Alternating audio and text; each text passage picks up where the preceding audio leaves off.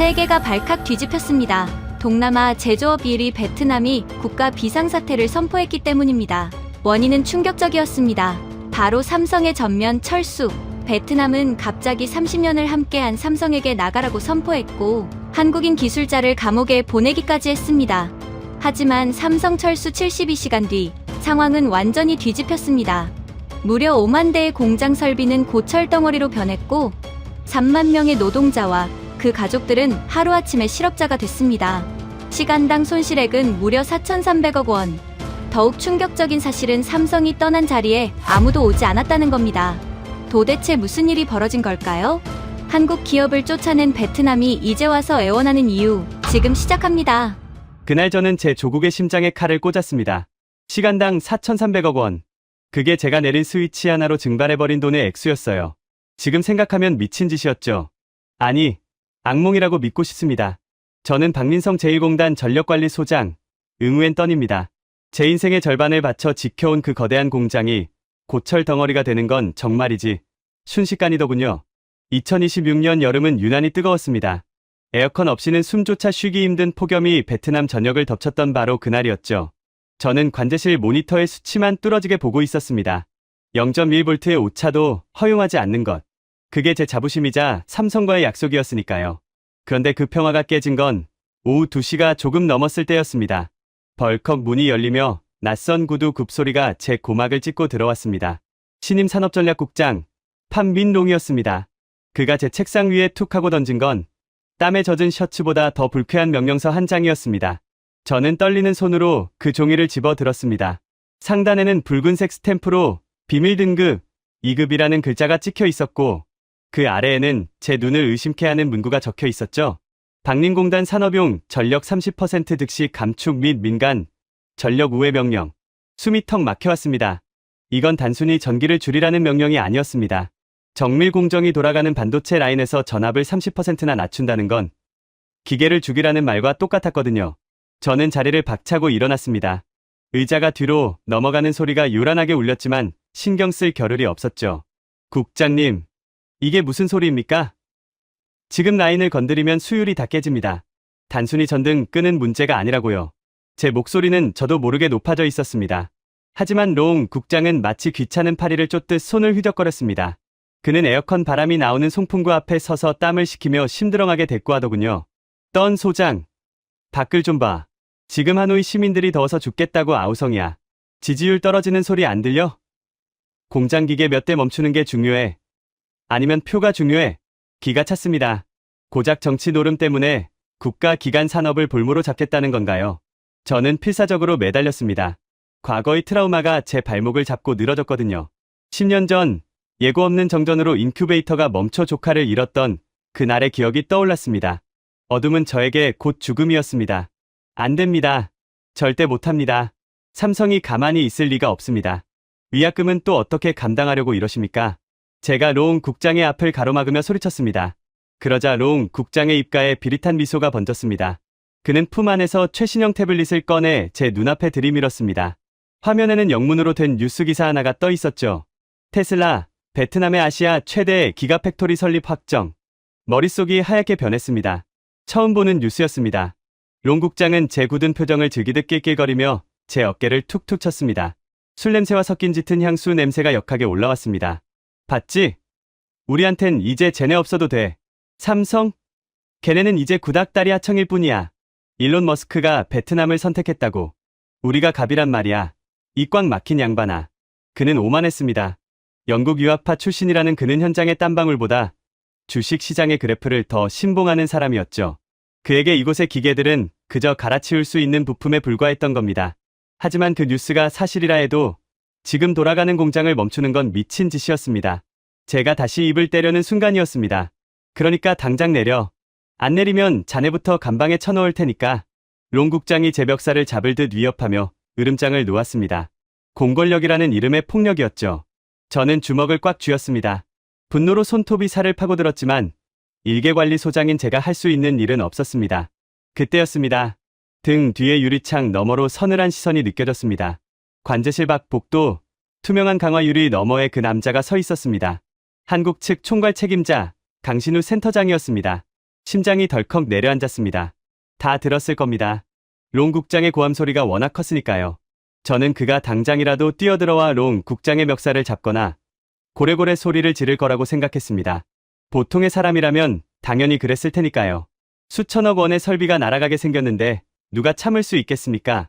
하지만 강신우 센터장은 움직이지 않았습니다. 그는 마치 박제된 동상처럼 그 자리에 못 박혀 서 있었습니다. 그의 시선은 롱 국장도 저도 아닌 오직 관제실 벽에 걸린 디지털 시계를 향해 있었습니다. 오후 2시 14분 35초. 그는 천천히 자신의 손목 시계를 들어 올렸습니다. 별명인 스톱워치답게 그는 무언가를 체크하는 듯했습니다. 그의 얼굴에는 분노도 당황도 없었습니다. 그저 지독할 정도로 차가운 무표정뿐이었죠. 그 침묵이 롱 국장의 고함보다 100배는 더 무섭게 느껴졌습니다. 롱 국장도 그 시선을 느꼈는지 힐끔 뒤를 돌아보더군요. 하지만 강 센터장과 눈이 마주치자마자 롱 국장은 콧방귀를 뀌며 비아냥거렸습니다. 저것 봐. 쫄아서 아무 말도 못하잖아. 한국 놈들 별거 아니라니까. 키는 대로 하게 되어 있어. 과연 그럴까요? 저는 강 센터장의 눈빛을 봤습니다. 그것은 겁에 질린 사람의 눈이 아니었습니다. 먹잇감의 숨통을 끊기 직전 호흡을 고르는 맹수의 눈빛이었습니다. 그는 아주 잠시, 정말 찰나의 순간 저와 눈을 마주쳤습니다. 그리고는 미세하게 고개를 끄덕였습니다. 마치 알았다는 듯이요. 그리고 그는 아무런 항의도 하지 않고 그대로 몸을 돌려 복도 끝 어둠 속으로 사라졌습니다. 그 뒷모습을 보는데 소름이 쫙 돋았습니다. 차라리 와서 멱살이라도 잡고 싸웠다면 덜 불안했을 겁니다.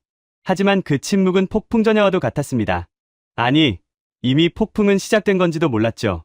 롱 국장은 자신의 승리라고 착각하며 킬킬거렸지만 저는 알 수 있었습니다. 방금 우리는 건드려서는 안 될 영린을 건드렸다는 것을요. 뭐해? 떤 소장. 카운트다운 시작해. 1분 준다. 롱 국장이 제 의자를 발로 찼습니다. 저는 떨리는 손을 제어 패널 위로 가져갔습니다. 손가락 끝에 닿은 차가운 금속의 감촉. 이것을 내리는 순간 박린성의 신화는 끝나는 거였습니다. 하지만 제게 선택권은 없었죠. 입술을 깨물었습니다. 비릿한 피 맛이 입안에 퍼졌습니다. 죄책감과 공포, 그리고 알 수 없는 예감이 뒤섞인 채 저는 천천히 메인 차단기 레버를 쥐었습니다. 그것이 베트남 경제를 붕괴시킬 거대한 몰락의 시작인 줄은 꿈에도 모른 채 말이죠. 오후 2시, 약속된 시간이 되자 관제실에 붉은색 비상 전화가 발작하듯 울어대기 시작했습니다. 수화기를 들기도 전에 쩌렁쩌렁한 고함이 스피커를 뚫고 나왔죠. 판민롱 국장이었습니다. 그는 마치 경기 중계를 하듯 흥분해 있더군요. 지금이야. 당장 내려. 뭘 망설이고 있어. 이 멍청한 자식아. 그 목소리에 등 떠밀려 제 손은 메인 컨트롤 레버를 향해 가고 있었습니다. 하지만 제 본능은 거부하고 있었어요. 이 레버를 내리는 순간 클린룸의 양압이 빠지고 미세먼지가 반도체 웨이퍼를 덮칠 테니까요. 수천억 원짜리 UV, 노광 장비가 고철이 되는 건 시간 문제였습니다. 저는 덜덜 떨리는 손으로 레버를 잡았습니다. 차가운 금속성이 느껴져야 하는데 이상하게도 뜨거웠습니다. 아니, 제 몸이 불타오르고 있었던 건지도 모르겠네요. 안 돼. 이건 안 돼. 저도 모르게 중얼거렸습니다. 그리고는 레버를 내리는 대신 메인 서버로 들어가는 퓨즈 박스를 양손으로 움켜쥐었습니다. 미친 짓이었죠. 수만 볼트의 전류가 흐르는 곳이었습니다. 절연 장갑을 꼈지만 엄청난 열기가 손바닥을 파고들었습니다. 살타는 냄새가 코를 찔렀습니다. 손바닥 껍질이 벗겨지는 고통이 밀려왔지만 저는 이를 악물고 버텼습니다. 제가 여기서 퓨즈를 물리적으로 잡고 있으면 차단기가 내려가도 최소한의 비상 전력은 유지할 수 있었거든요. 그게 기술자로서 제가 할 수 있는 마지막 발악이었습니다. 눈앞이 캄캄해지고 식은땀이 비 오듯 쏟아졌습니다. 소장님, 뭐 하시는 겁니까? 죽으려고 작정했어요. 부하 직원 민이 비명을 지르며 달려오려 했지만 저는 오지 말라고 고개를 저었습니다. 롱 국장은 CCTV로 이 상황을 보고 있었는지 전화기 너머로 쌍욕을 퍼붓더군요. 죽고 싶어서 환장했냐고 말이죠. 네, 차라리 죽는 게 나았습니다. 제 손으로 만든 이 완벽한 시스템이 정치 노름에 망가지는 걸 보느니 말이죠. 그때였습니다. 누군가 제 뜨거운 손목을 아주 차갑고 단단한 힘으로 낚아챘습니다. 강신우 센터장이었습니다. 그는 언제 들어왔는지 제 옆에 서서 무표정한 얼굴로 저를 내려다보고 있었습니다. 그의 손은 얼음장처럼 차가웠습니다. 저는 고통과 혼란 속에 그를 쳐다보며 애원하듯 말했습니다. 센터장님, 이거 끊기면 다 죽습니다. 제가 잡고 있을 테니까 말이 제대로 나오지 않았습니다. 그런데 강 센터장의 입에서 나온 말은 제 귀를 의심케 했습니다. 그는 화를 내지도 당황하지도 않았습니다. 그저 더러운 것을 치우듯 제 손을 퓨즈 박스에서 떼어내며 낮게 읊조렸죠. 놓으세요, 소장님. 끄게 놔둡니다. 순간 멍해졌습니다. 끄게 놔두라니요. 지금 제정신입니까? 제가 멍한 눈으로 그를 바라보는 사이 강 센터장은 아주 침착하게 손수건을 꺼내 제 화상 입은 손을 감싸주었습니다. 그리고는 턱짓으로 메인 레버를 가리켰습니다. 명령대로 하세요. 저들이 원하는 대로. 그의 눈빛은 너무나 확고해서 거역할 수 없는 압력이 느껴졌습니다. 마치 이미 모든 계산이 끝난 사람처럼 보였죠. 저는 홀린 듯 고개를 끄덕이고 떨리는 손으로 결국 메인 차단기 레버를 끝까지 당겼습니다. 거대한 둔기가 철문을 때리는 듯한 육중한 진동이 지하 전력구를 뒤흔들었습니다. 그리고 그 직후 세상의 소리가 사라졌습니다. 거칠게 돌아가던 수천 대의 냉각팬 소리, 공기 압축기 소리, 컨베이어 벨트가 돌아가는 소리, 그 모든 기계적 소음이 거짓말처럼 뚝 끊겼습니다. 축구장 20개 크기의 거대한 공장이 단 1초 만에 죽어버린 겁니다. 창밖을 보니 믿을 수 없는 광경이 펼쳐졌습니다. 대낮인데도 공단 전체가 시커먼 암흑 속에 잠겼습니다. 아, 제 입에서 탄식이 터져 나왔습니다. 비상등 몇 개만이 희미하게 껌뻑거리는 그 어둠 속에서 10년 전 조카의 죽음이 떠올라 숨을 쉴 수가 없었습니다. 공포였습니다. 완벽한 어둠은 저에게 지옥이었습니다. 그런데 그 지옥 속에서 유일하게 빛나는 것이 있었습니다. 바로 강신우 센터장의 얼굴이었습니다. 정확히 말하면 그가 들고 있는 태블릿 PC의 화면, 불빛이 그의 얼굴을 비추고 있었죠. 푸르스름한 불빛 아래 드러난 그의 표정은 소름 끼칠 정도로 평온했습니다. 그는 아수라장이 된 현장은 쳐다보지도 않았습니다.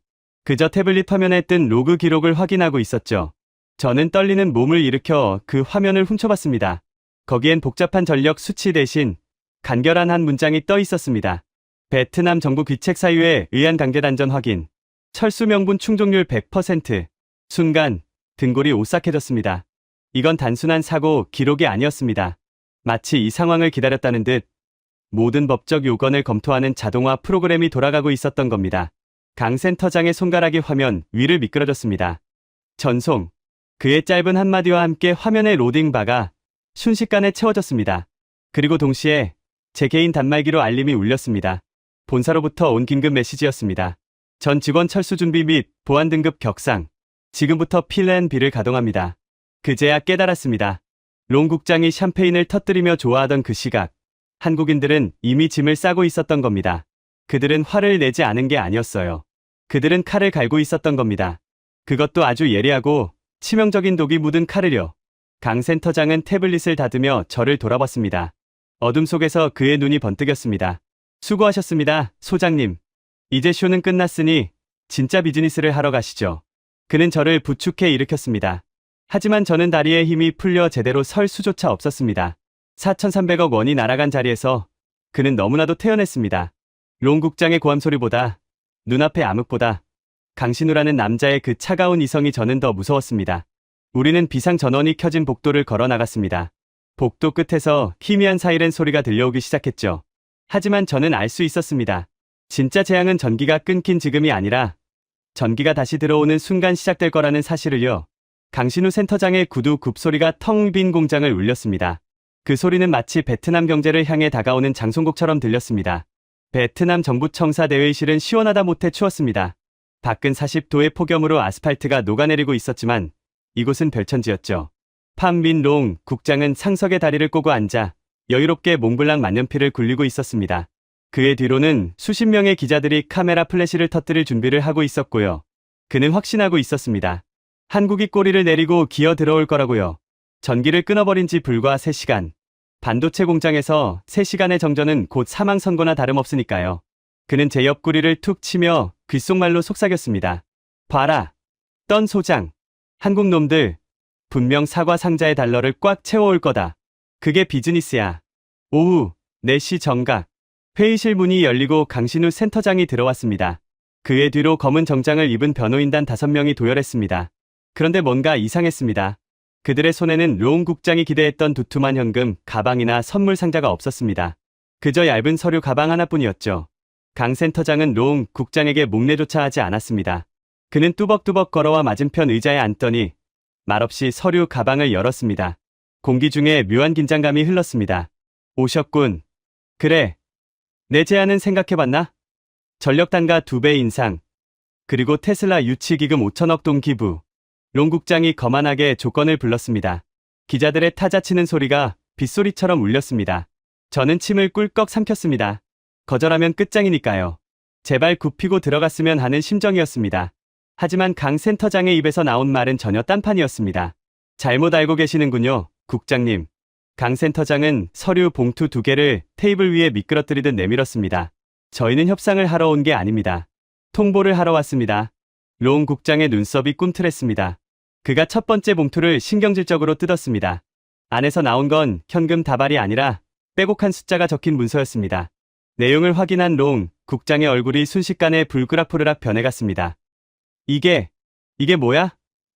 피해보상 청구서 4,300억 원? 그렇습니다. 그것은 정전으로 인해 발생한 웨이퍼 손실액 전액을 청구하는 문서였습니다.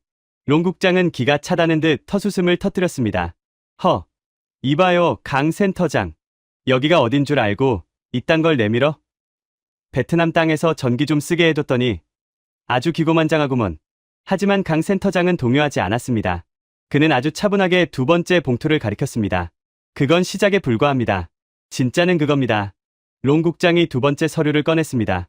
문서의 제목을 본 순간 그의 동공이 지진이라도 난 듯 흔들렸습니다. 그곳엔 한글로 글로벌 최저한세 및 이중과세 청구서라고 선명하게 적혀 있었죠.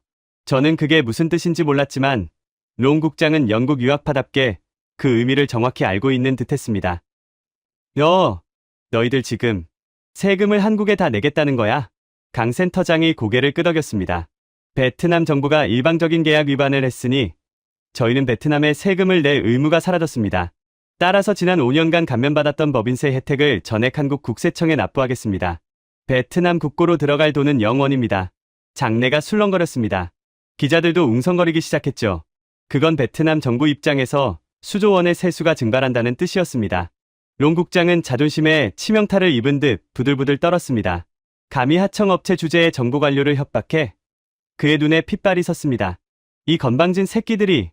롱 국장은 자리를 박차고 일어나 강 센터장이 내민 서류를 북북 찢어버렸습니다. 종이 조각이 눈처럼 허공에 흩날렸습니다.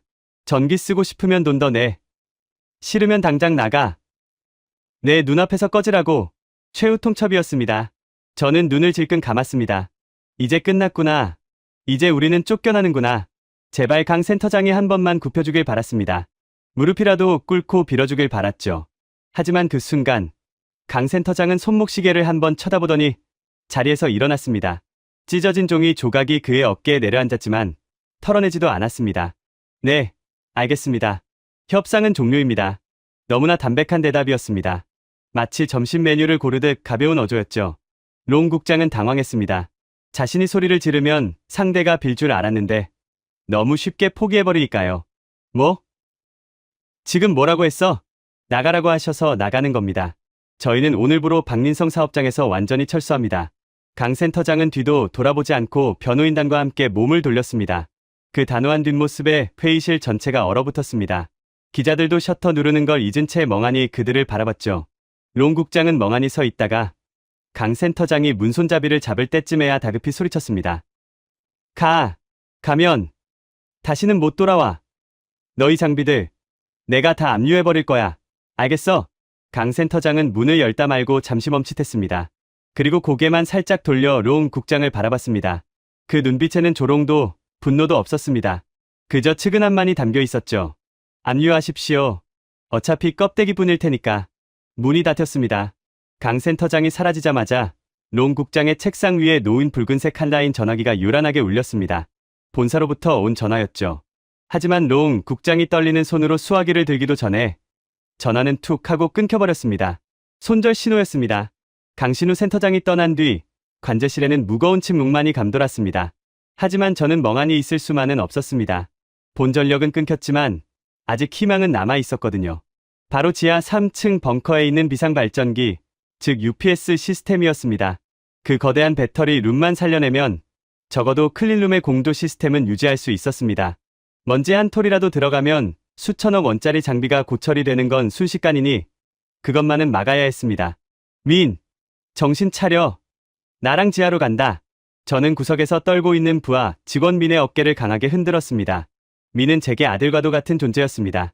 고등학교 졸업 후 갈 곳 없는 그를 제가 거두어 기술을 가르쳤고 제 기술적 노하우를 모두 전수한 수제자였죠. 녀석은 겁에 질린 눈으로 저를 쳐다봤지만 저는 녀석의 손에 랜턴을 쥐어주고 무작정 지하 계단으로 뛰었습니다. 지하 전력구는 이미 찜통이었습니다. 냉각팬이 멈추자 열기가 빠져나가지 못해 숨이 턱턱 막혀왔습니다. 어둠 속에서 오직 우리 두 사람의 거친 숨소리와 발자국 소리만 울렸습니다. 저는 미친 듯이 제어 패널 앞으로 달려갔습니다. 잘 들어. 내가 수동으로 바이패스 라인을 열 테니까 너는 메인보드 쪽 쿨링 밸브를 열어. 타이밍 놓치면 과부하로 다 터진다. 알겠지? 저는 땀으로 범벅이 된 손으로 복잡한 레버들을 조작하기 시작했습니다. 손가락 마디마디가 비명을 질렀지만 멈출 수 없었습니다. 이건 단순한 기계가 아니라 제 자존심이자 제 인생이었습니다. 10년 전 조카를 잃었을 때 맹세했던 절대 꺼지지 않는 불빛을 지키기 위한 마지막 사투였죠. 민, 준비됐어? 하나, 둘, 셋 하면 여는 거야. 저는 뒤를 돌아보지도 않고 소리쳤습니다. 그런데 이상했습니다. 대답이 없더군요. 쎄한 느낌의 고개를 돌렸습니다. 랜턴 불빛이 흔들리는 그곳에 민이 서 있었습니다. 그런데 녀석은 밸브를 잡고 있지 않았습니다.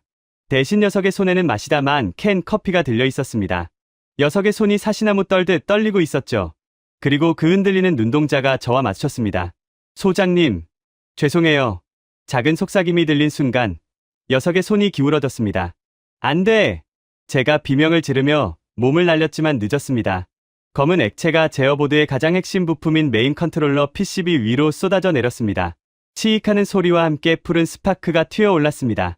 매캐한 연기가 피어오르더니 이내 퍽하는 둔탁한 파열음이 지하 벙커를 뒤흔들었습니다. 비상발전 시스템의 심장이 타버린 겁니다. 마지막 희망이었던 상태 표시등마저 파르르 떨리더니 완전히 꺼져버렸습니다. 완벽한 암흑, 그 속에서 타오르는 회로 기판의 불꽃만이 붉게 일렁였습니다. 저는 바닥에 나뒹군 채 멍하니 그 불꽃을 바라봤습니다. 믿기지가 않았습니다. 실수가 아니었습니다. 그건 명백한 고의였습니다. 너 지금 뭐 한 거야? 제가 떨리는 목소리로 물었습니다. 미는 뒷걸음질 치며 어둠 속으로 숨으려 했습니다. 저는 녀석의 멱살을 잡고 벽으로 밀어붙였습니다. 배신감에 눈앞이 붉게 물들었습니다. 말해, 왜 그랬어? 내가 널 어떻게 키웠는데? 이게 어떤 기계인지 알면서 제 고함이 지하 통로를 울렸습니다. 미는 울먹이며 고개를 숙였습니다. 병원비가, 어머니 수술비가 필요했어요. 롱 국장님이 이번만 눈 감으면 다 해결해준다고. 힘이 쭉 빠졌습니다. 고작 돈 때문에, 고작 돈 몇 푼 때문에 스승의 등에 칼을 꽂고 국가 자산을 망가뜨렸다는 말인가요? 저는 허탈함에 잡고 있던 멱살을 놓았습니다. 녀석은 바닥에 주저앉아 흐느끼기 시작했습니다. 그때였습니다. 철문이 열리며 강렬한 서치라이트 불빛이 쏟아져 들어왔습니다. 눈이 부셔 손으로 가리는 사이 구둣발 소리가 저벅저벅 다가왔습니다. 아이고, 떤 소장. 이게 무슨 꼴인가? 판민롱 국장이었습니다. 그는 마치 이 상황을 예상이라도 했다는 듯 경찰들과 함께 들이닥쳤습니다. 그의 뒤에는 수갑을 든 경관 2명이 서 있었습니다. 롱 국장은 타버린 제어 보드를 보며 혀를 찼습니다. 국가기관 시설을 고의로 파손하다니. 이거 중죄인 거 알지? 삼성놈들이 도망가니까 화풀이라도 한 건가? 기가 막혔습니다. 적반하장이었습니다. 무슨 소리입니까? 저놈이. 민이 고의로 부순 겁니다. 국장님이 시켰잖아요. 저는 바닥에 주저앉은 민을 가리키며 소리쳤습니다. 롱 국장은 피식 웃으며 민을 쳐다봤습니다. 그래? 내가 시켰나? 민, 사실대로 말해봐. 누가 이 비싼 장비를 망가뜨렸지? 모든 시선이 민에게 쏠렸습니다. 민은 떨리는 몸을 일으켰습니다.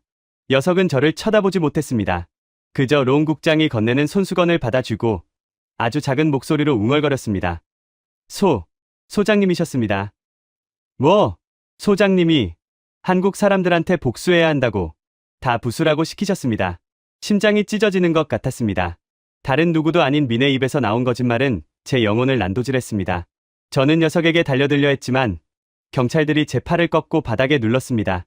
차가운 수갑이 제 손목을 파고들었습니다. 이거 놔. 민. 내가 어떻게 나한테 이럴 수 있어. 내가 사람이야. 제 절규는 공허하게 울릴 뿐이었습니다. 롱 국장은 제 앞으로 다가와 쭈그리고 앉더니 제 귓가에 대고 나직하게 속삭였습니다. 그러게 눈치가 좀 있었어야지. 떤 소장. 감옥에서 평생 썩게 될 거야. 이 모든 손실의 책임은 자네가 지는 거고. 그는 흡족한 듯 웃으며 돌아섰습니다. 미는 고개를 푹 숙인 채 롱 국장의 뒤를 따라 나갔습니다. 녀석의 뒷주머니에는 두툼한 봉투가 꽂혀 있었습니다. 제 인생과 바꾼 그 놈의 돈봉투였죠. 저는 짐승처럼 끌려나갔습니다. 경찰차에 태워져 공단을 빠져나가는 길. 창밖으로 보이는 풍경은 처참했습니다. 거대한 크레인들이 움직이고 있었습니다. 그런데 그건 건설을 위한 크레인이 아니었습니다. 철거용 크레인이었습니다. 멀리서 한국물류라고 적힌 대형 트럭 수십 대가 줄지어 공장 밖으로 나가고 있었습니다. 그 행렬은 마치 장례 행렬처럼 길게 이어졌습니다. 제 평생을 바친 일터가, 제 땀과 눈물이 서린 그곳이 롱 국장의 탐욕과 제자의 배신으로 인해 산산조각 나고 있었습니다. 경찰서 유치장에 갇힌 그날 밤, 저는 잠들지 못했습니다.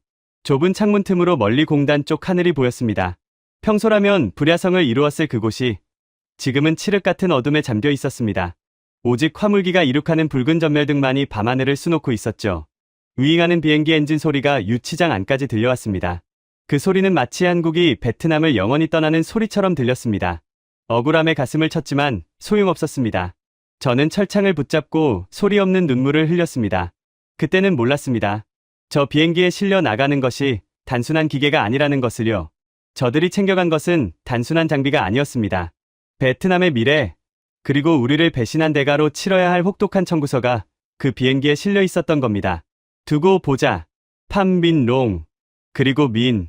저는 어둠 속에서 이를 갈았습니다. 하지만 지금 당장 제가 할 수 있는 건 아무것도 없었습니다.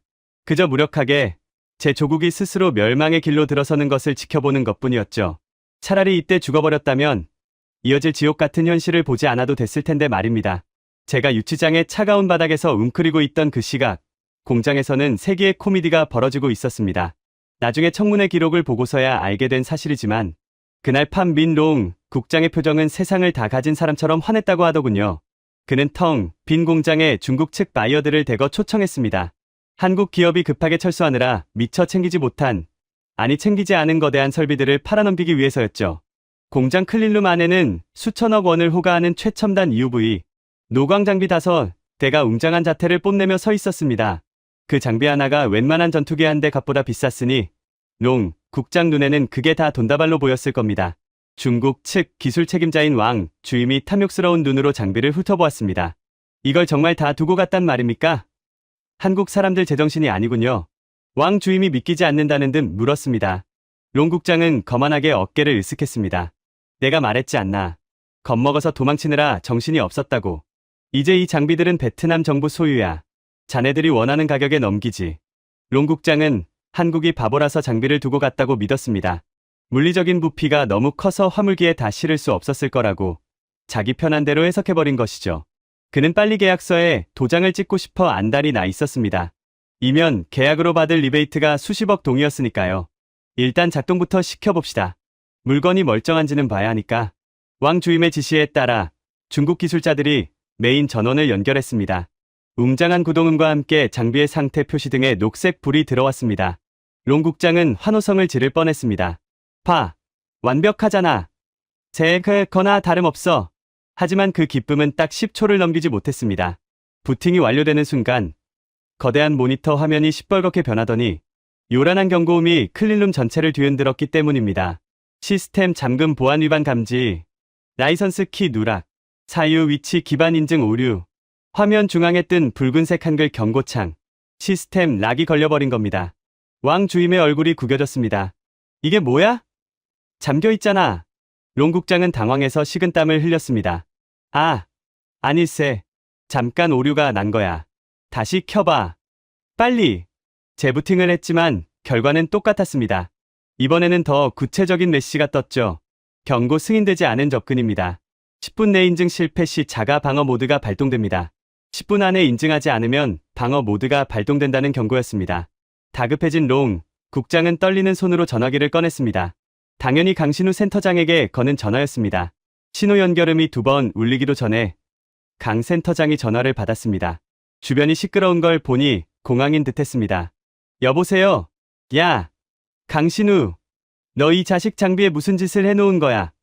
왜 안 켜져? 롱 국장이 악을 썼습니다. 하지만 수화기 너머로 들려오는 강 센터장의 목소리는 너무나도 평온해서 소름이 끼칠 정도였습니다. 아, 켜보셨군요. 생각보다 빠르시네요. 국유화 절차는 다 끝내셨습니까? 헛소리 말고 비밀번호 내놔. 이거 국가 자산 횡령이야. 인터폴에 수배할 거야. 롱 국장의 협박에 강 센터장은 낮은 웃음소리를 흘렸습니다. 국장님, 하드웨어는 드렸습니다. 하지만 그걸 돌리는 소프트웨어 라이선스는 우리 소유죠. 그리고 결정적으로 그 장비엔 위치 기반 보안락이 걸려 있습니다. 위치 기반? 네. 그 장비는 한국 본사가 승인한 GPS 좌표, 그러니까 박림 공장 안에서 한국인 관리자의 생체 인증이 있을 때만 작동합니다. 주인이 바뀌면 깡통이 된다는 뜻이죠. 몰랐어요?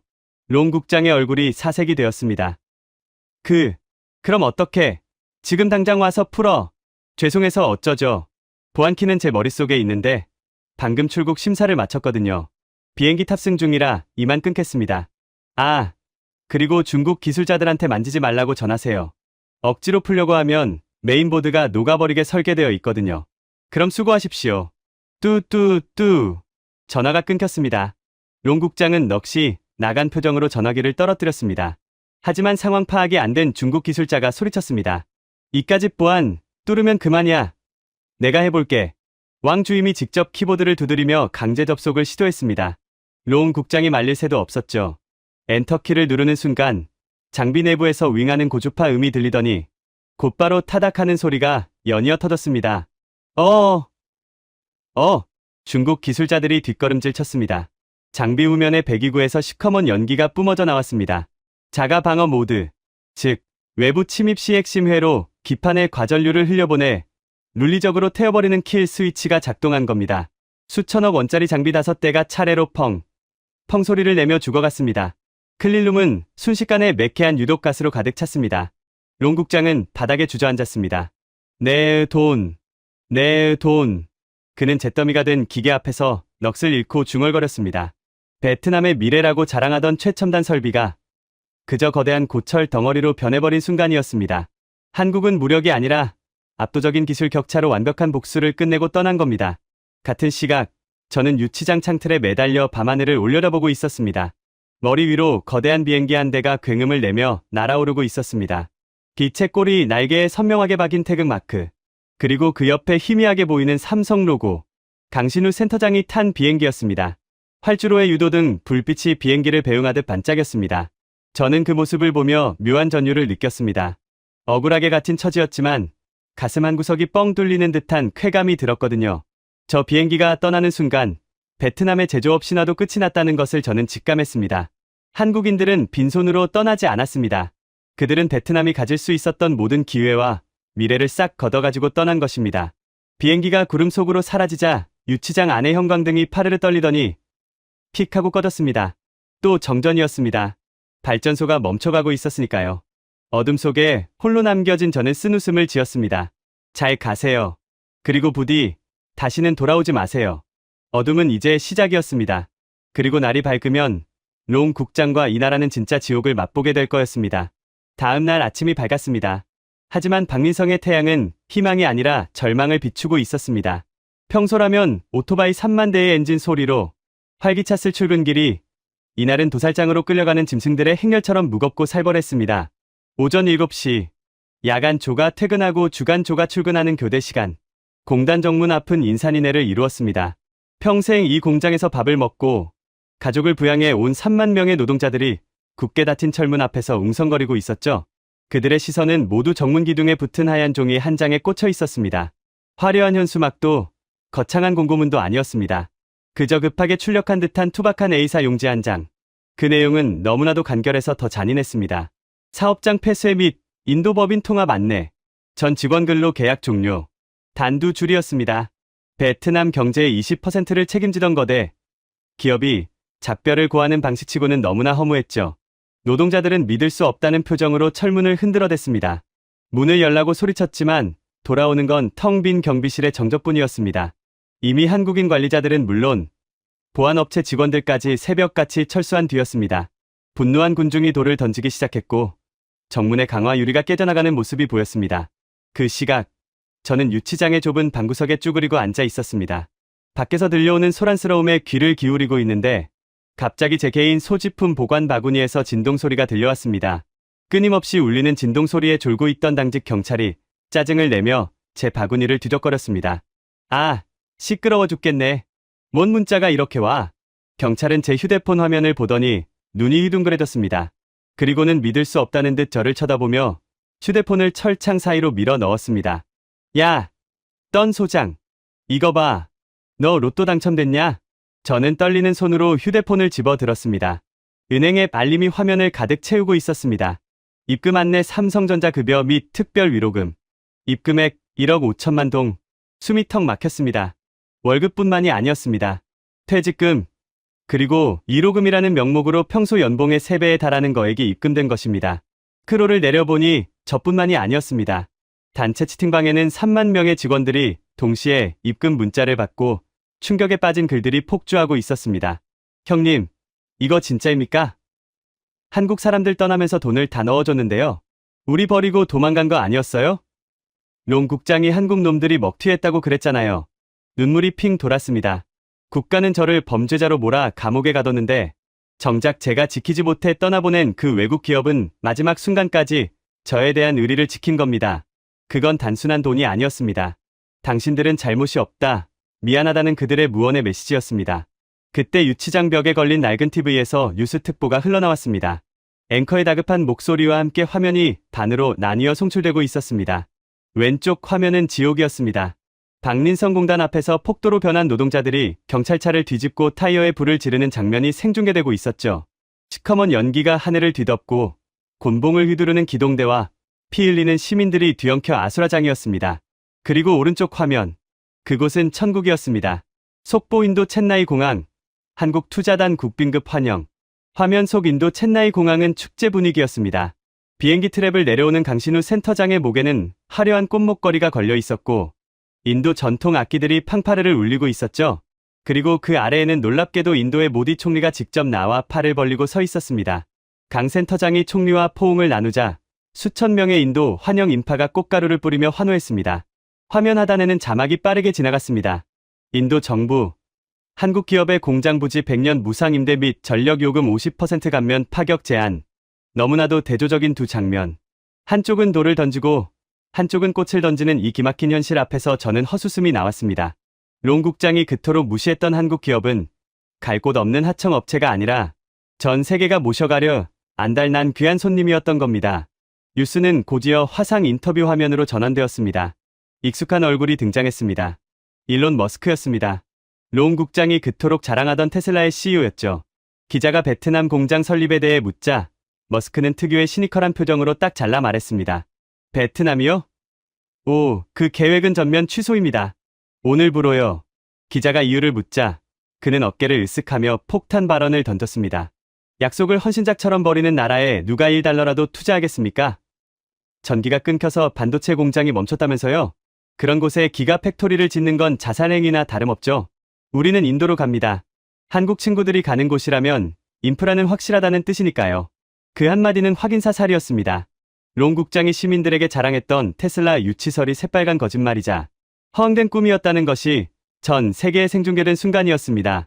유치장 안의 경찰들도 할 말을 잃고 멍하니 TV를 바라봤습니다. 그들도 알았던 겁니다. 이제 이 나라는 끝났다는 것을요. 그리고 바로 그 순간이었습니다. 우웅거리는 소리와 함께 건물이 미세하게 진동하기 시작했습니다. 지진인가 싶어 바닥을 짚었는데 그 진동은 땅이 아니라 공기 중에서 느껴지는 파동이었습니다. 저는 직감적으로 그게 무슨 신호인지 알았습니다. 전력 기술자로서 평생 들어본 적 없지만 이론으로만 알고 있던 공포의 소리였죠. 산업용 전력 수요가 갑자기 증발해버리자 발전소의 터빈이 갈 곳, 이른 에너지를 주체하지 못하고 역회전하며 폭주하는 소리였습니다. 박린성 전체 전력의 40%를 쓰던 삼성 공장이 멈췄습니다. 그 거대한 부하가 한순간에 사라지니 발전소 발전기들이 과속으로 돌기 시작한 겁니다. 이건 마치 달리던 자동차의 기어를 갑자기 중립으로 뺀 채 엑셀을 끝까지 밟은 것과 같았습니다. 엎드려. 다들 귀 막아. 제가 본능적으로 소리쳤습니다. 경찰들이 영문도 모른 채 저를 쳐다보는 순간 멀리서 천둥 소리보다 더 거대한 폭발음이 들려왔습니다. 발전소 변전 설비가 과전압을 견디지 못하고 터져버린 겁니다. 유치장의 형광등이 미친 듯이 깜빡거리더니 날카로운 파열음을 내며 깨져나갔습니다. 순식간에 세상이 암흑천지가 되었습니다. 유치장뿐만이 아니었습니다. 창밖으로 보이던 도시의 불빛들이 도미노처럼 하나둘씩 꺼져갔습니다. 신호등이 꺼지자 교차로에서는 차들이 뒤엉켜 경적을 울려댔고 병원과 관공서의 비상벨 소리가 도시를 뒤덮었습니다. 대정전, 블랙아웃이었습니다. 롱 국장이 그토록 아끼고 싶어 했던 전기는 아이러니하게도 그가 공장을 멈춘 탓에 갈 곳을 잃고 스스로 자폭해버렸습니다. 어둠 속에서 매캐한 화약 냄새가 바람을 타고 날아왔습니다. 저는 철창을 붙잡고 주저앉았습니다. 눈물이 하염없이 흘러내렸습니다. 끝났어. 다 끝났어. 제 조국이 무너지는 소리가 들렸습니다. 오만과 무지가 불러온 참극. 그 대가는 너무나 가혹하고 또 신속하게 우리를 덮치고 있었습니다.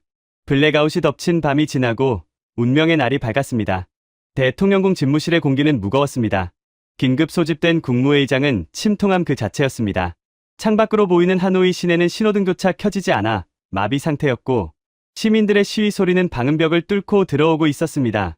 판빈롱 총리의 목소리는 낮았지만 그 안에 담긴 분노는 활화산 같았습니다. 롱 국장은 죄인처럼 고개를 쳐박고 무릎을 꿇고 있었습니다. 그의 명품 양복은 밤새 땀에 절어 쭈글쭈글했고 오만했던 그 눈빛은 공포로 흐리멍덩해져 있었죠. 네, 총리님. 자네가 무슨 짓을 했는지 아나? 자네의 그 멍청한 자존심 하나 때문에 이 나라의 신용등급이 하루아침에 2단계나 강등됐어. 외국인 투자, 자금이 썰물처럼 빠져나가고 있단 말이다. 짝! 총리의 손이 허공을 갈라 롱 국장의 뺨을 후려쳤습니다. 롱 국장은 비명도 지르지 못한 채 바닥으로 나뒹굴었습니다. 전 국민이 지켜보는 생중계 카메라 앞에서의 처단이었습니다. 당장 그 빌어먹을 명령서 취소해. 그리고 떤 소장 석방시켜. 무슨 수를 써서라도 한국 사람들 다시 데려와. 총리의 불호령이 떨어지자마자 검찰 수사관들이 들이닥쳐 롱 국장을 짐짝처럼 끌고 나갔습니다. 그리고 곧이어 유치장 철문이 열리고 제가 풀려났습니다. 하지만 저는 기쁘지 않았습니다. 석방되자마자 제가 마주한 건 강신우 센터장이 보낸 변호인단이었습니다. 그들은 제게 서류 한 장을 건네더군요. 강 센터장님께서 전해드리라고 하셨습니다. CCTV 클라우드 원본입니다. 이걸로 소장님의 무죄는 증명될 겁니다. 그들은 제 누명을 벗겨줄 증거까지 챙겨주고 떠난 겁니다. 저는 그 완벽한 배려에 목이 메었습니다. 국가는 저를 버렸지만 그들은 저를 기억해 주었으니까요. 한편 발등에 불이 떨어진 총리는 체면이고 뭐고 다 던져버렸습니다. 그는 떨리는 손으로 직접 강신우 센터장에게 전화를 걸었습니다. 스피커폰 너머로 신호음이 길게 이어졌습니다. 모두가 숨을 죽이고 기다렸죠. 탈깍. 네, 강신우입니다. 건조하기 짝이 없는 목소리였습니다. 총리는 마른 침을 삼키며 다급하게 입을 열었습니다. 강 센터장, 나 베트남 총리요. 사과하겠소. 롱 국장의 독단적인 행동이었소. 내가 이미 그자를 파면하고 구속시켰소. 그러니 제발 돌아와 주시오. 한 나라의 총리가 일개 기업 본부장에게 애원하는 믿기 힘든 광경이었습니다. 총리는 계속해서 파격적인 조건을 쏟아냈습니다. 원하는 건 다 들어주겠소. 세금 면제는 물론이고 전력 공급권을 아예 삼성 쪽에 넘기겠소. 그러니 비행기를 돌려주시오. 제발 부탁하오. 그 애절한 목소리에 누구라도 마음이 흔들릴 것 같았습니다. 하지만 수화기 너머에는 잠시 정적만이 흘렀습니다. 그리고 이어진 강 센터장의 대답은 베트남의 마지막 희망을 산산이 조각내는 것이었습니다. 총리님, 말씀은 감사합니다만 곤란합니다. 뭐가 곤란하다는 거요? 조건을 더 원하시오?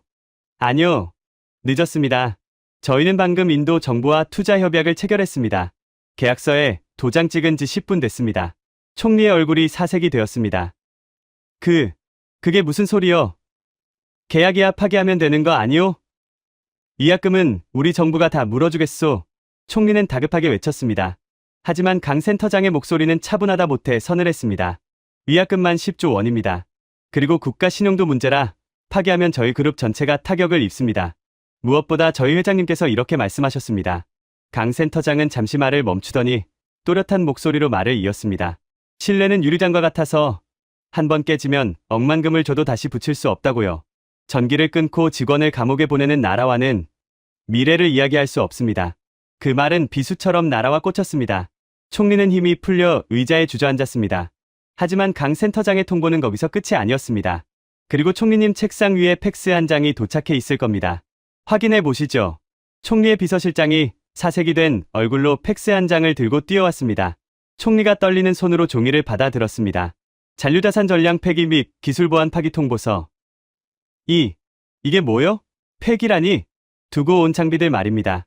보안 규정상 신뢰할 수 없는 국가에 남겨진 기술은 전량 파기하게 되어 있습니다. 조금 전 원격으로 메인 보드 소각 명령을 내렸습니다. 이제 그 공장에 남은 건 고철 덩어리뿐입니다. 그 순간이었습니다. 창밖 멀리 공단 쪽에서 검은 연기 기둥이 치솟아 오르는 것이 보였습니다. 쾅! 쾅 하는 폭발음이 미세하게 들려왔죠. 남겨진 장비들이 스스로 자폭하며 완전히 숨을 거두는 소리였습니다. 총리는 팩스 용지를 놓치고 망연자실한 표정으로 창밖을 바라봤습니다. 그럼 이만 끊겠습니다. 인도 총리님과 만찬이 있어서요. 부디 건승하십시오. 철컥 소리가 났어요. 전화는 매정하게 끊겼습니다. 다시는 연결될 리 없는 불통의 신호음만이 집무실을 가득 채웠습니다. 총리는 고개를 떨구었습니다. 천문학적인 경제 손실, 무너진 국가 신용, 그리고 잃어버린 3만 개의 일자리. 이 모든 것이 오만한 판단 한 번으로 초래된 결과였습니다. 저는 경찰서 현관에 서서 그 모든 뉴스를 스마트폰으로 지켜보고 있었습니다. 강 센터장의 마지막 말. 신뢰는 유리단과 같다는 말이 귓가에 맴돌았습니다. 끌려가던 롱 국장이 경찰서 마당을 지나가다 저와 마주쳤습니다. 수갑을 찬 그는 이제 늙고 병든 노인처럼 초라해 보였습니다. 그는 저를 보며 무언가 말하려 입을 벌긋거렸지만 차마 소리를 내지는 못했습니다. 그의 눈에 뒤늦은 후회의 눈물이 고여 있었지만 저는 고개를 돌려버렸습니다. 해가 지고 있었습니다. 하지만 도시는 불이 켜지지 않았습니다. 전력이 부족해 가로등교차 들어오지 않는 하노이의 밤. 하나둘씩 켜지는 건 오직 촛불뿐이었습니다. 첨단 산업의 중심지였던 이 나라가 순식간에 수십 년 전으로 퇴보해버린 겁니다. 어둠이 짙게 깔린 거리 위로 시민들의 한숨 소리만이 안개처럼 내려앉았습니다. 후회는 언제나 늦습니다. 그리고 한국은 한번 돌아서면 절대로 다시는 뒤를 돌아보지 않는 사람들이었습니다. 저는 어두워진 하늘을 올려다보며 생각했습니다. 이제 베트남의 밤은 아주 길고 혹독하게 추울 것이라고요. 모든 것이 끝난 후 저는 다시 공장으로 향했습니다. 경찰서에서 풀려나자마자 발길이 닿은 곳은 집이 아니라 평생을 바쳤던 바로 그 현장이었습니다. 불과 며칠 전까지만 해도 기계 소리로 가득 찼던 박민성 제1공단은 이제 거대한 무덤처럼 변해 있었습니다. 정문 경비실은 텅 비어 있었고 바람이 불 때마다 깨진 유리창 파편이 바닥을 긁는 소리만 삭막하게 울렸습니다. 저는 무너진 철문을 지나 뚜벅뚜벅 걸어 들어갔습니다. 주인 잃은 작업복들이 바닥에 뒹굴고 있었고 라인 위에는 미완성된 반도체 웨이퍼들이 먼지를 뒤집어 쓴 채 방치되어 있었습니다. 익숙한 냄새가 났습니다. 기름 냄새, 금속 냄새. 하지만 가장 중요한 것이 빠져 있었습니다. 바로 열기였습니다.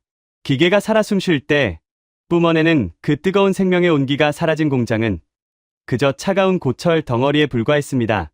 저는 홀린 듯 관제실로 올라갔습니다. 제가 수천 번도 더 앉았던 의자, 손때 묻은 키보드, 모든 것이 그대로였습니다. 롱 국장이 들이닥치기 전 그 평화로웠던 오후 2시의 풍경이 눈에 선의 가슴이 미어졌습니다. 그런데 제 책상 위에 낯선 물건 하나가 놓여 있었습니다. 하얀색 서류 봉투였습니다. 겉면에는 굵은 펜으로 투박하게 제 이름이 적혀 있었죠.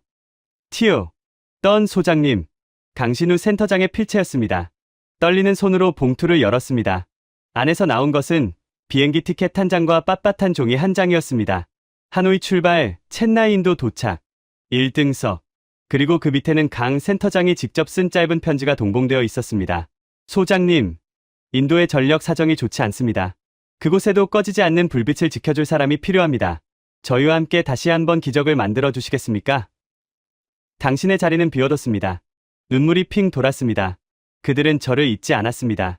범죄자 취급을 받으며 감옥에 갇혀 있던 저를 위해 그들은 가장 영광스러운 탈출구를 마련해 두고 있었던 겁니다. 심지어 단순한 고용이 아니었습니다. 함께 기적을 만들자는 파트너로서의 제안이었습니다. 저는 티켓을 가슴에 품었습니다. 10년 전 조카를 잃고 어둠 속에 갇혀 살던 저에게 그들은 다시 한번 빛을 선물해 주었습니다. 그때였습니다. 관제실 입구에서 인기척이 느껴졌습니다. 소장님, 다 죽어가는 목소리. 고개를 돌려보니 민이 서 있었습니다. 며칠 사이 10년은 늙어버린 듯한 몰골이었습니다. 롱 국장에게 받은 돈은 다 어디로 갔는지 옷은 찢겨 있었고 얼굴은 멍투성이었습니다. 아마 분노한 해고 노동자들에게 당한 것 같았습니다.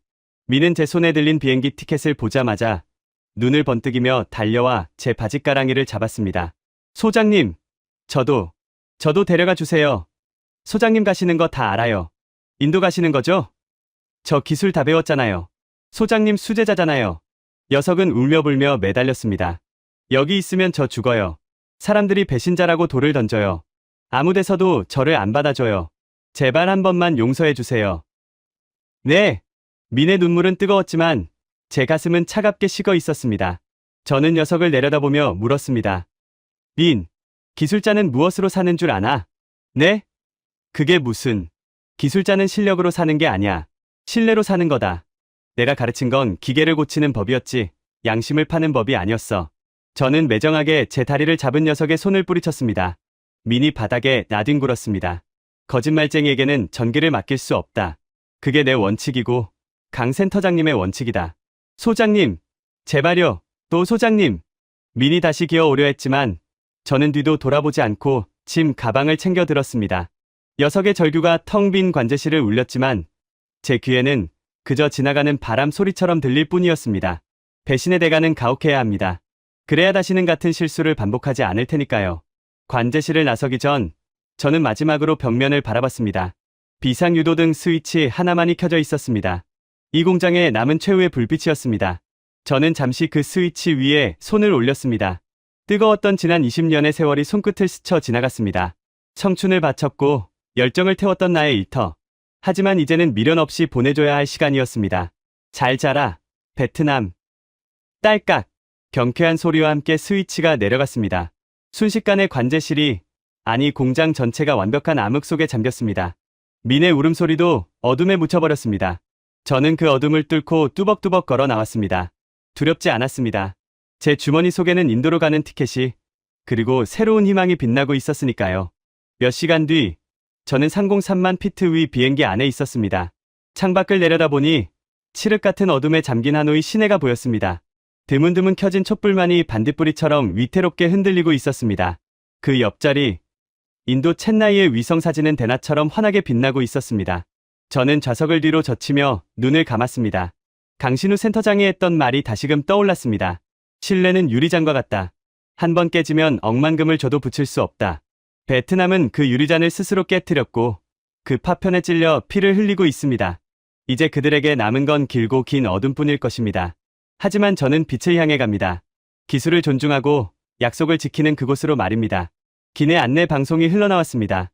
승객 여러분, 우리 비행기는 잠시 후 기회의 땅, 인도 챗나이 공항에 도착합니다. 비행기가 구름을 뚫고 솟구쳐 올랐습니다. 저는 더 이상 뒤를 돌아보지 않았습니다.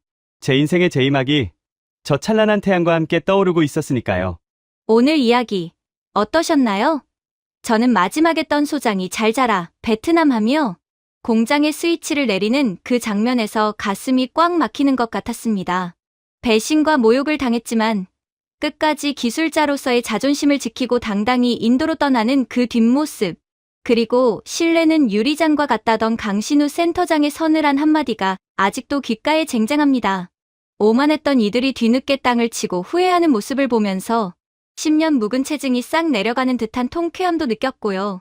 그런데 선생님들, 사실 이 통쾌한 이야기 뒤에는 우리 선생님들의 피와 땀이 서려 있다는 걸 저는 잘 압니다.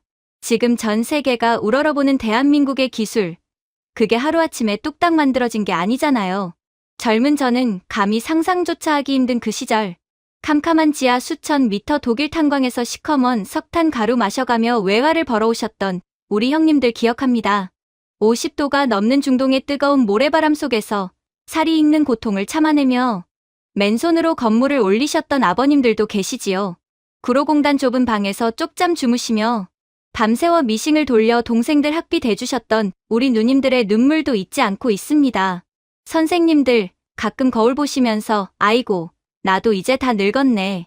내가 살면서 이룬 게 뭐 있나 하며 한숨 쉬실 때 있으시죠? 절대로 그런 생각하지 마세요. 선생님들의 손등에 패인 그 깊은 주름, 투박하게 거칠어진 굳은 살. 그건 부끄러운 세월의 흔적이 아닙니다. 대한민국을 잿더미에서 세계 10대 강국으로 일으켜 세운 세상에서 가장 값진 훈장이거든요. 선생님들이 그 모진 세월을 묵묵히 견뎌주셨기에 오늘 이야기 속에 당당한 대한민국이 있을 수 있었습니다. 여러분은 그 누구보다 위대하고 자랑스러운 우리의 영웅이십니다. 저는 앞으로도 선생님들의 그 고귀한 노고가 잊히지 않도록 가슴 뜨거워지는 이야기들 부지런히 찾아오겠습니다. 적적하실 때 언제든 찾아오세요. 자식들은 바빠서 얼굴 보기 힘들어도 저는 늘 이 자리에서 선생님들 곁에 앉아 조잘조잘 이야기해드리는 살가운 말동무가 되어 드릴게요. 약속합니다. 요즘 날씨가 정말 춥습니다. 밖에 나가실 때 목도리 꼭 챙겨서 목을 따뜻하게 보호하시고요. 길이 많이 미끄럽습니다. 주머니에 손 넣고 다니시면 넘어질 때 크게 다치시니까 귀찮으시더라도 장갑 꼭 끼고 다니세요. 입맛 없으시더라도 식사 거르지 마시고 따뜻한 된장국이나 숭늉이라도 꼭 챙겨 드셔야 기운이 납니다. 선생님들 건강이 곧 대한민국의 자산이거든요. 아프시면 안 됩니다. 오늘 이야기 들으시면서 가슴 한구석이 벅차오르셨다면 아래에 있는 구독 버튼 한번 꾹 눌러주세요. 돈 드는 거 절대 아니니까 걱정 마시고요. 로그인하라고 뜨는 게 복잡하고 귀찮으시면 굳이 안 하셔도 괜찮습니다. 그저 마음으로 응원해주시는 것만으로도 저는 충분히 감사합니다. 댓글도 편하게 남겨주세요. 눈이 침침해서 타자가 느리셔도 괜찮고 독수리 타법이라 오타가 좀 나면 어떻습니까? 그냥 점 하나만 콕 찍어주셔도 저는 선생님들의 그 따뜻한 마음 다 알아듣습니다. 오늘 하루도 몸도 마음도 따뜻하게 보내시길 바라며 인사 올립니다. 존경하고 감사하고 사랑합니다. 지금까지 여러분의 영원한 말동무, 감동을 더하다였습니다. 세계를 놀라게 한 대한민국, 다음 영상에서도 계속됩니다.